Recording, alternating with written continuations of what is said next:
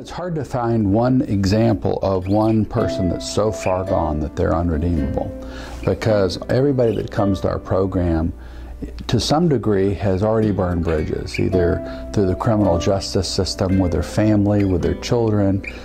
But what happens is, as an organization, as a ministry, we have to hope, we have to believe, and we have to anticipate the fact that that person's going to reach a bottom where they're really ready to surrender, where when they come to that place where the pain has been so great, so that when they're ready, we can respond with the resources needed that their life can be redeemed and transformed. I grew up in a family, good parents, love me, do anything for me, give me the shirt off their backs. I was introduced to drugs, and I knew it wasn't who I was, but that's kind of what helped me cope with all my problems, my stress. That's what I used as a tool to deal with life. I was born in Miami, Florida, to a young Cuban couple, September 13, 1977. They had a very free lifestyle. They smoked marijuana and used other drugs. Was exposed to a lot of things growing up. I started smoking weed at the age of 6. One of my parents' friends introduced me to marijuana. And I guess I was off and running by then. I then started breaking into homes with my brother by the age of 7. And I guess the gang members from the neighborhood noticed what we were doing, and they thought they would snatch us up and use us as tools to break into homes for them. It was easier that way to let children run drugs for them, because cops never questioned kids. By that time, I graduated from breaking into homes to strong arm robbery and robbing convenience stores. That was by the age of 14. I had tried just about every drug there was, just trying to fit in and be a part of a family.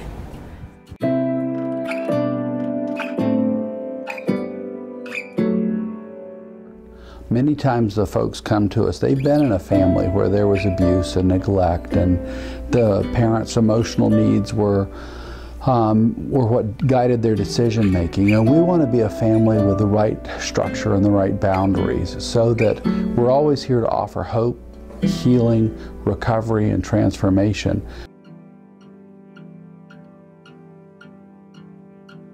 At the age of 17, I had one of my best friends shot in a drive-by in the corner of my house. Scared me. I figured if I didn't get out of the gang life, then I would be next. I then moved to Naples, Florida, and met my kid's dad. Again, trying to be a part of the family, I thought maybe I would start my own. And things kind of started getting pretty bad with my husband. He became very abusive. I didn't want my children to grow up witnessing things that happened, so I ended up leaving him. That I started using drugs again, and it got pretty bad. I ended up starting to get incarcerated. I lost my children. In one of those incarcerations, I had to sign my parental rights over to the state of Florida, which led me to a very dark place. Guilt and shame made me go into a deep part of my addiction. I didn't care anymore. I didn't care about myself. I didn't care whether I lived or died. I talked to a psychiatrist and I told him what my situation was and how I felt, and he put me in a detox center. And they offered me Justin's place. What an amazing choice that was for me to say yes that day. Through this whole process, you know, I have a daughter, Lucy, and she got kind of dragged into this mess with me too. Just wasn't able to be the father I needed to be due to my drug use. And when I had my freedom stripped away, my daughter taken away due to me going to jail, you know, that's what broke me. With all the men, the women that come into our program who have children, the big issue is that their greatest motivation to get sober, to stay sober and have a new life is that they can get their kids back, or that they can finally be the positive example for that child. The real tragedy is that is the greatest drawback for Kyle, for any of the people who have come in. They're coming in broken by the pain of the loss of a child, but they're finding hope and healing and recovery so that they can become equipped to be that parent that they're called to be. You know, being in the Justin's Place program for a while, they told me, you know, we need to take a back seat right now and just take care of you. It had me a broken man, but I was able to get my mind and my body right so I could be a good father towards my daughter.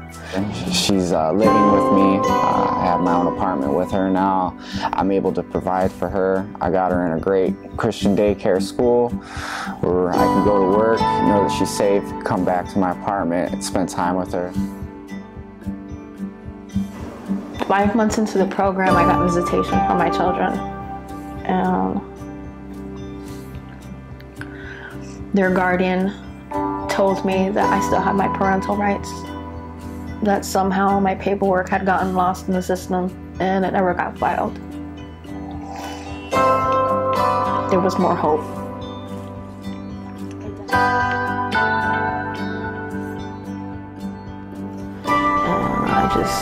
There was nobody that could beat me up more than I beat myself up. Just the fact that I had voluntarily signed those papers. And then to find out that somehow they never got filed. Like, if that's not God at work, I don't know who it is.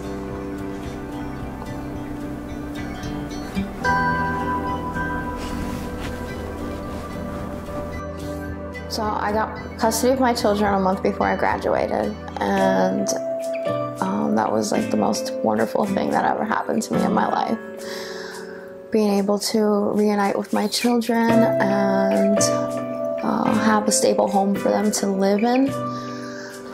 And I am working at Justin's Place Women's Program, which is where my heart is at. I get to see the women come in and grow and then walk the stage and graduate. It's such an amazing feeling to be a part of that. It really is, to be able to have a fellowship of sisters and just being able to stand there and encourage them and see that it is possible, that you can come out of your addiction and have a good life. And I'd just like to say thank you for everything that Justin's Place has done for my life, my family's life, and my daughter's lives. It's finally being part of a family. It really is. Is that having other people love you until you learn how to love yourself.